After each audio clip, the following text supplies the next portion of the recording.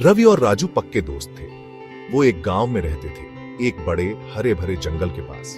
एक गर्म दिन उन्होंने सोचा जंगल घूमते हैं, चलो झरने पे चलते हैं, रवि ने कहा। राजू खुश होकर मान गया। उन्होंने आम पैक करे और निकल पड़े अपने एडवेंचर पे।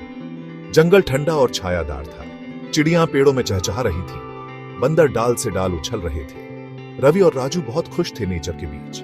कितना पीसफुल है यहाँ, राजू ने धीरे से कहा, जैसे ही वो जंगल में और अंदर गए। चलते चलते रवि ने राजू को चुप चुप के बारे में बताया। मेरे दादाजी ने इसे एक बार देखा था, उसने रहस्यमयी तरीके से कहा। ये एक क्रीचर है जो इस जंगल में रहता है, पर इसे कोई देखता नहीं। राजू की आंखें बड़ी हो गईं। तो लोगों को कैसे पता चला इसके बारे में, उसने पूछा। वो इसे सुनते हैं, रवि ने धीरे से कहा। ये एक अजीब सी आवाज करता है, चुप चुप। कुछ लोग कहते हैं ये जंगल का भूत है। राजू कांप गया। उसे ये चुप चुप बिल्कुल पसंद नहीं आया।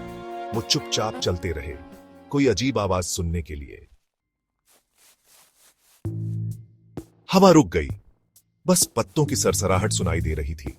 अचानक राजू ने रवि का हाथ पकड़ लिया। सुना? उसने धीरे से कहा। चुप चुप।